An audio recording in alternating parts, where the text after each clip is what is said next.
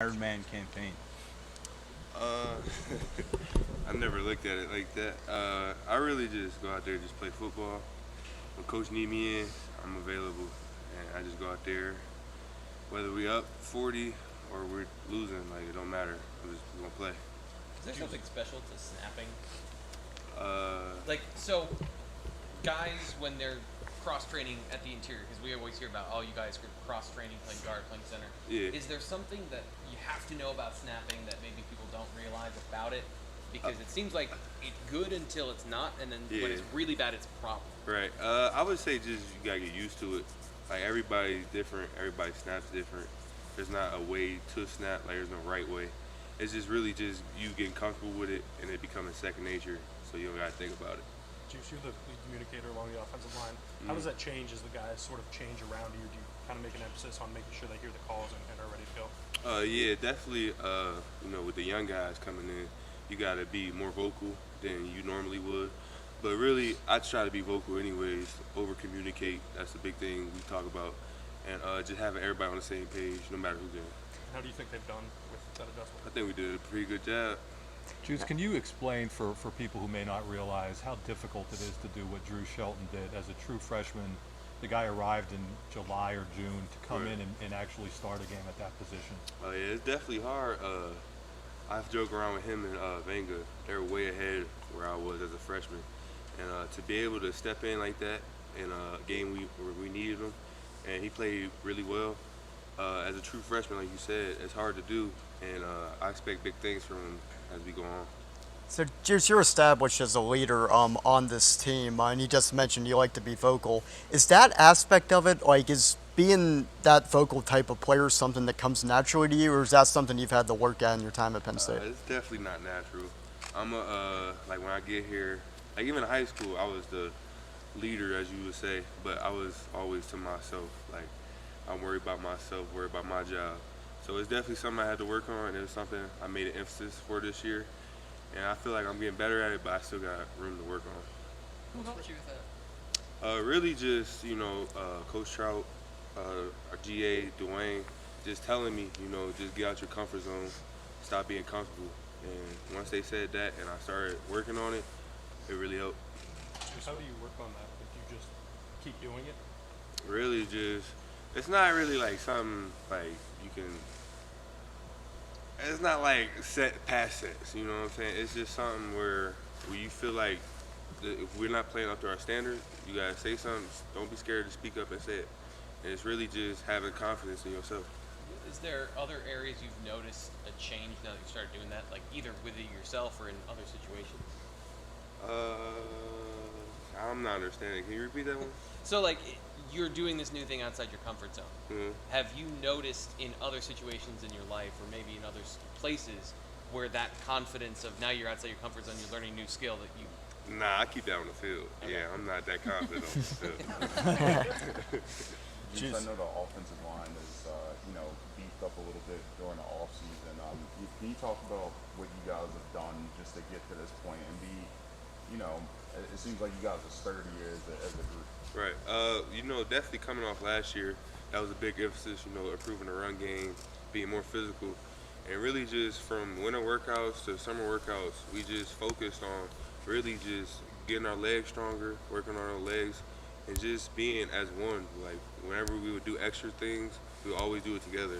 And I really think that was a big part of us improving this year, is just everybody being together and us being as one. What kind of workouts were they? Did you do like power cleans, squats, things So like yeah, that? we do all that, and pushing the sleds, the hills. Trust me, them workouts be crazy. But really just buying in when we had our workouts. We're not just here to do them. We're here to get better, and that was a big mindset. Juice, can you talk about the job Coach Trout has done juggling all the different pieces of that line with guys going in and out? I think he's done a great job. Not just even this year, just like since he's been here, 2020. Unfortunately, we had a lot like injuries in the past, and he's done a good job of just putting guys where they're going to exceed at most. Like for me, instance, he put me at right guard, and I did a pretty good job. So yeah, he's a great coach. Juice, Hunter announced yesterday morning he's going to stick around in 2023, play with Penn State. What does this offensive line group gain from him making that decision? And he's worked in at center a little bit. Do you think that's a role he could do full-time if necessary? Most definitely, yeah. Hunt is a guy that can play left guard, center, or right guard. And him coming back is huge for Penn State. You know, we need as much depth as possible, as you know, on the O-line, especially like as we go on in the season. And he's going to be a huge part of this team going forward. And not even for next year, just for this year, he's going to be a huge part for us. Juice, what have you seen from? Hold on. You can go.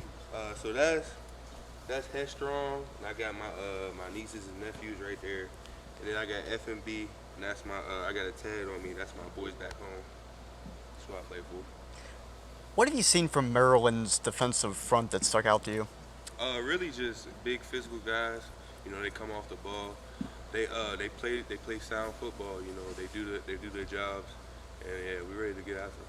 Obviously, we all see the mock drafts with Olu and that kind of stuff. Was there a moment last year, maybe before the Outback Bowl, that you were like, all right, this guy's really good, or you saw him do something? Like, when did you guys know? Because for us, it's kind of like been this revelation. Yeah, so I don't know if y'all remember, but I've been telling y'all for a minute now that he was special. Yeah, And I'll dig at the transcript. yeah, and it's just all coming to light now. But really, I knew since the first day I saw him practice, just his size.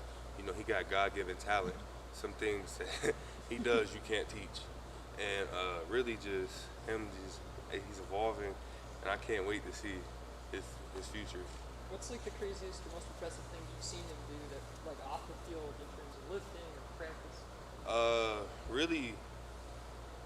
Really like I can't name one thing, but really on the field, I see him be in the most like awkwardest positions, where any guy, including myself, will lose the rep, and he finds a way to recover, and it's crazy. It's something you guys see it, but like it's in practice it's different because you know like it's not game reps, and he does some crazy stuff. You'll see. Juice, you had JB alongside you for a lot of that game last Saturday. How did he handle that moment, and generally, how do you think he's handled the leap up the Power 5 competition? I think he's done really well. Him coming from JUCO, Lackawanna, he just had the right mindset. You know, he came in from day one. He's been working, getting better, and I have all the trust in him. You know, when he comes in, he knows what he's doing, and he's going to be a good player for us, definitely. Two more guys. How much can formations help the offensive line up front in run blocking?